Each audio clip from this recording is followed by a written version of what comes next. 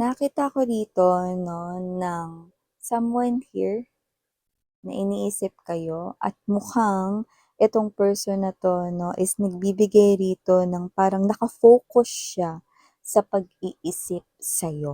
Alamin natin 'yan kung bakit niya kayo iniisip 'no, 'yan. Parang sarado dito yung brain niya, yung utak niya 'no, at kayo lamang ang kanyang gini-gisip 'no. So 'yan, alamin natin 'yan 'no, bakit? 'Yan.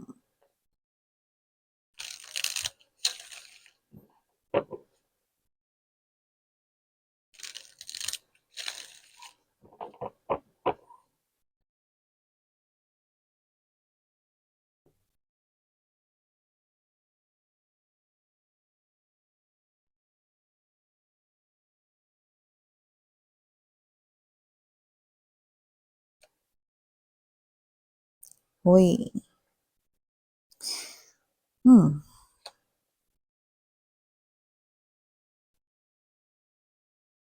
okey. Meron ditong pinapakita sa'tin mga babes 'no. There's something about this person's observation or parang sa napapansin niya gano'n 'no. So, mamaya sabihin ko sa inyo 'no, pero teka lang, alamin muna natin yung iba pang informations by laying all the energies first sa ating table.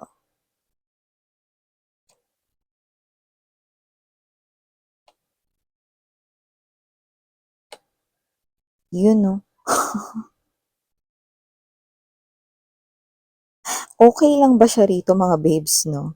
'Yan, so mamaya sabihin ko sa inyo kung anong nakikita ko rito, but we have here the 7 of Wands 'no, dito sa ating, energy ninyo and also, okay, we have here bottom of the deck. Okay, so we have here the Four of Cups energy, Five of Coins right here, and the Eight of Coins or Eight of Pentacles energy. So, hi and hello there collective. My name is Yan. Hi, welcome sa ating mga bagong salta dyan. Sana magstay din kayo together with my pabalik-balik na mga tambayers na walang sawang tumatambay. At yun nga, na wala tayong gender dito sa babae, lalaki, LGBT lahat welcome. Pwede rin i-switch at magkapalit-palit yung mga roles dahil ito ay isang general reading. And at the end of the day, everybody meron kayong free will na free nyong gamitin anytime, anywhere. At kung hindi nyo pa knows, meron pa po tayong isa pang channel. Link ay inilagay ko sa description box ng reading na to. Kaya naman if interesado ka, pwede mo i-click yan. At doon ay meron din tayong mga daily collective readings na ina-upload, no? Yan mga babes na pwede kayo magpalipat-lipat here and there, no, sa aking 2 channels. Kaya naman, okay, just take only what resonates lamang. At yun nga na maliban dyan, okay, timeless din po ang ating mga readings, no? Meaning to say, sa iba nangyari na to, sa iba nangyayari na ngayon, at sa iba naman ay mangyayari pa lamang. Pero dito mukhang nangyayari na to, no? Meron dito mga babes 'no, na nakakaloka kagaya ng binanggit ko sa inyo. Meron siya ditong naoobserbahan 'no, so hindi ko alam kung saan galing yun, paano siya nag-came up sa ganong klase ng observation or assessment 'no, dito sa kanyang observation daw sa'yo 'no. So, nakakita tayo rito ng pagkakalat 'no, ng tsismis or rumors about you, 'yan 'no. Five of Swords to the Knight of Swords energy, and it is continuously nangyayari, tuloy-tuloy na nangyayari 'no. And it is a kind of information na naipapasa 'no, with the Five of Swords energy sa ibang tao. So, puwedeng naipapasa kung magkakatrabaho kayo, puwedeng naipapasa niya rito sa iba niyo pang mga colleagues or coworkers 'no, sa iba pang mga kasamahan ninyo sa trabaho 'no. At kung ito ay nasa loob ng, group of friends 'no, or group of mga kakilala mo rito, napagsasabi at napagkakalat niya rin 'no, sa iba niyo pang mga kaibigan or sa iba niyo pang mga kakilala rito 'no, whether kapitbahay niyo 'yan or whether mga babes 'no, kung sino man 'yan 'no. Pero nakikita ko rito 'no, na hindi ko rin alam kung paano at saan nanggaling yung kanyang observation na yun. Pero lumalabas rito na siya ay buhat upuan 'no, hindi nga buhat upuan mga babes 'no, buhat sofa, 'yan mga babes 'no. So kung sino man 'tong energy na 'to, nagkakalat siya rito ng information na actually sa pananaw niya, totoo 'yun. Sa pananaw niya, yun yung alam niya. Kasi yun yung naobserbahan niya. Yun yung sinasabi niya rito sa kanyang thoughts, no? And also, nakikita ko rito na very conscious siya. Yun yung kanya ritong assessment, no? Or yun yung parang pinaka parang, what's this? Um, pinaka nakikita niya, no, sa inyong sitwasyon, no? Ano ba yan, miss yan? Ano ba yung pinagkakalat niya about sa akin, no? Well, simple lang naman. With this, ayan, no? Alam mo matagal na 'to 'no, sinasabi niya dito matagal ko na kasing naobserbahan 'to, friend, eh. Sinasabi niya sa iba niya pang mga kaibigan or kakilala or mga katrabaho dito, matagal ko na kasing naoobserbahan 'no. Ibig sabihin from Page of Swords to Knight of Swords 'no, matagal niya na daw naoobserbahan 'no na may gusto ka daw sa kanya with the Seven of Coins energy, Ace of Cups right here, yun yung nakikita niya dito, no? Pero ako, malinaw na nakikita ko rito, no, na feelingero siya. Yan mga babes, no? Feelingero, feelingera, hashtag, no? Feelingero, feelingera dito, no? Dahil hindi ko rin alam paano siya nag-came up ng ganon, no? Maybe, dahil lumalabas dito na matagal na kayong magkakilala, no? Baka katrabaho mo siya or one of your kakilala or one of your friends, no? One of the neighborhood ninyo, no? Pwedeng you're just being nice sa kanya, pero naglalagay siya ng mali siya do'n or baka you're just being too kind or baka 'pag tinutulungan mo siya na feeling niya, siya lang yung tinutulungan mong kapitbahay niyo, feeling niya siya lang yung tinutulungan niyo rito 'no, na katrabaho or kaibigan ninyo, feeling niya hindi mo yun ginagawa sa iba. Aba, teka nga naman! Ganyan na ganyan talaga yung energy ng mga nagfi-feeling 'no, feelingero at feelingera dito 'no. So, lumalabas dito mga babes na kung sino man siya, malinaw na mukhang wala siya ritong kaalam-alam 'no, na sadyang mabait lang kayo, na sadyang matulungin lang kayo rito 'no, na sadyang approachable din kayo. Yan yung hindi niya alam 'no. Kasi siguro mga babes 'no, pagka siya ay lumalapit sa inyo, kahit may ginagawa pa kayo, malaki ang posibilidad na itinitigil niyo yon at nakikinig kayo sa kanya. In short, naglalaan kayo ng atensyon pero aba, teka nga naman, kailangan talaga high pitch miss 'yan 'no. Kasi nga ganito mga babes, 'di ba? Alam mo yung energy ng ganito, kunwari may tina-type kayo 'no, and then bising-busy kayo rito 'no, pero 'pag may lumapit, kayo ito na hinihinto mo and then you are really listening very carefully 'no, sa sinasabi ng mga lumalapit sa inyo 'no, and you are like that to everyone approaching you. Okay. Pero siya iniisip niya rito 'pag siya yung lumapit agad-agad kang titigil sa ginagawa mo, okey? Nakatingin ka sa kanyang, eyes 'no, like you're really listening very carefully sa kung anong sinasabi niya, like you're paying attention 'no, and iniisip niya sa kanya mo lang yun ginagawa like, "What? WTH, what the heck?" 'Di ba? So, yun yung akala niya rito. So, yun na 'no, tingin ko nag-sprout na dun yung kanya ritong wrong assessments like, 'no, na may gusto ka daw sa kanya. So, yan yung hindi mo pa nalalaman na pinagkakalat niya na rito sa iba niyo pang mga friends 'no, na ikaw ay what? Dito kasi mga babes 'no, may dagdag bawas na ano, may nakita tayong dagdag bawas dito with the Seven of Cups energy right here 'no, and there's this, word of mouth na kumakalat dito 'no. So, nakikita ko rito na alam mo si Collective kasi grabe 'pag lumalapit ako sa kanya humihingi ako ng tulong, talagang ginagawa niya yung best niya para makatulong 'no. And yeah, that's true 'no.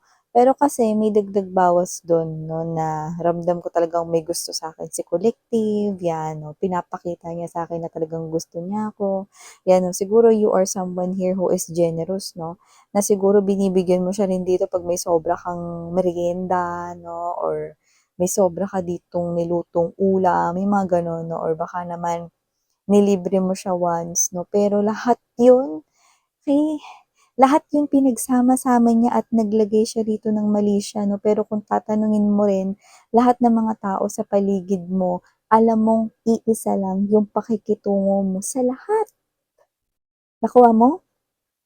So, kung sino man 'tong energy na 'to, nagkakamali siya because ang nakikita ko rito 'no, ay kabaliktaran or taliwas ng kanya ritong iniisip 'no, at ang kanya ritong observation. So, high chance 'no, malamang hindi niya talaga alam na ganyan talaga kayo sa lahat 'no.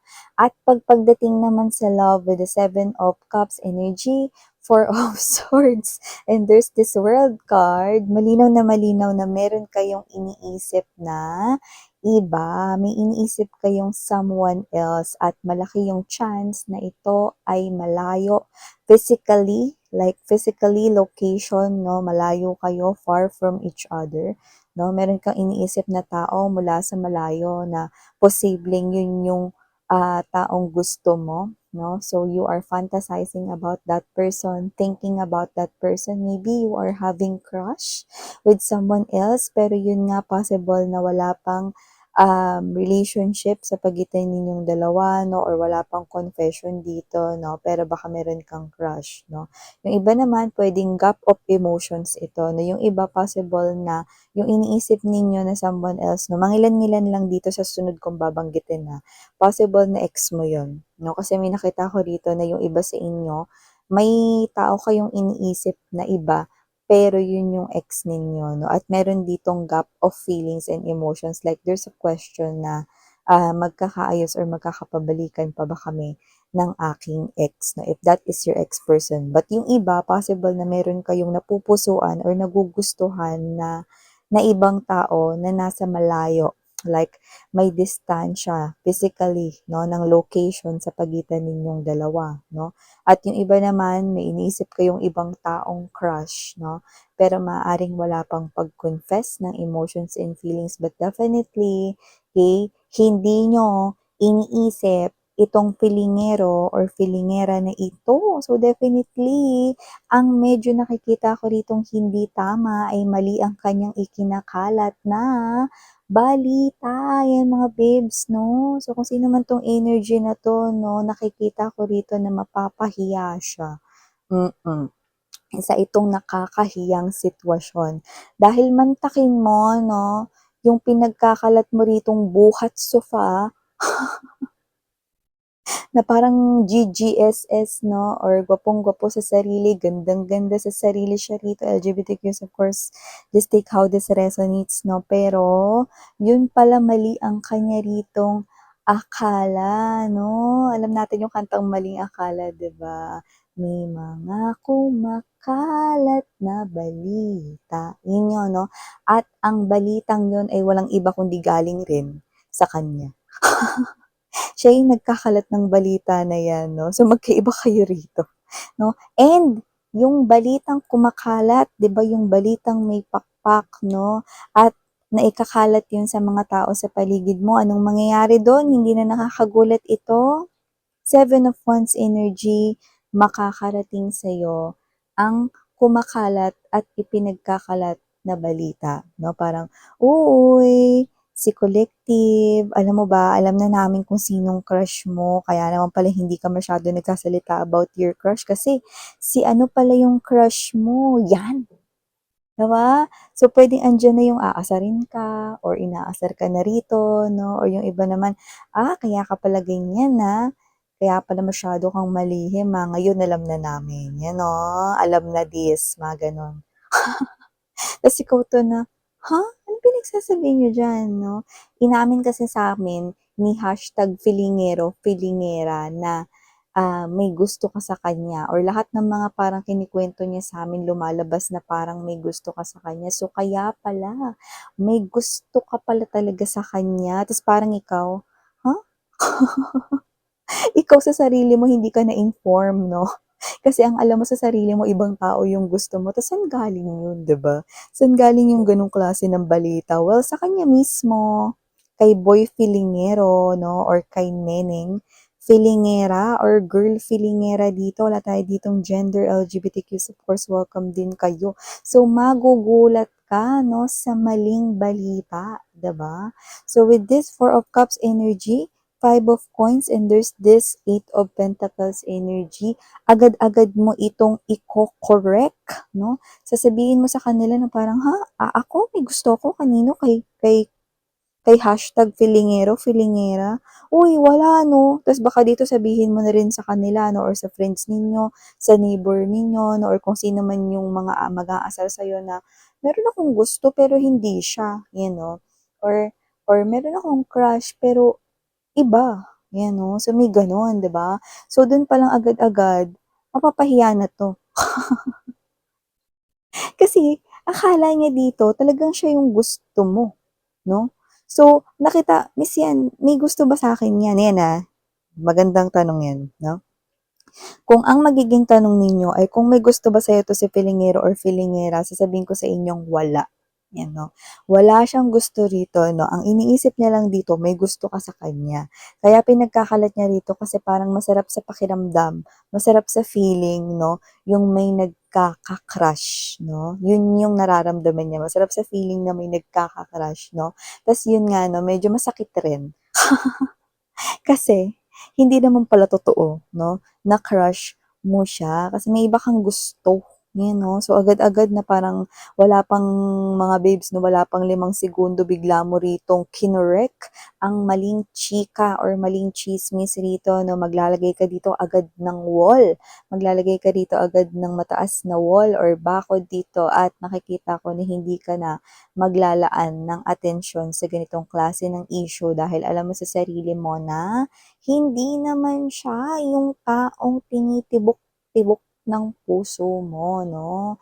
'Yan. So, may mga gano'n talaga mga babes. Hindi ko rin talaga alam, 'no, bakit siya nag-came up ng ganyan, knowing na matagal na siya sa life mo. So, dapat alam niya that you are just nice person, that you are just thoughtful and kind, 'no, at hindi lang sa kanya. So, hindi ko rin alam ba't gano'n 'no. Pero alam mo kasi isa lang yung nakikita ko rito, medyo may hangin siya. So, possible na talagang, niyayabang niya rito 'no, yung feeling na, crush mo siya, ano. Kasi parang nakaka-proud yun, "Uy, parang ang gwapo ko, Uy, parang ang ganda ko lalo, kasi nagkaka-crush sa'kin si Collective or may nagkaka-crush sa'kin si" gano'n 'no. Medyo may hangin kasi siya. So, baka siya yung isa sa mga friend or kakilala mo na medyo kilala mong medyo mayabang, medyo mahangin, 'yan.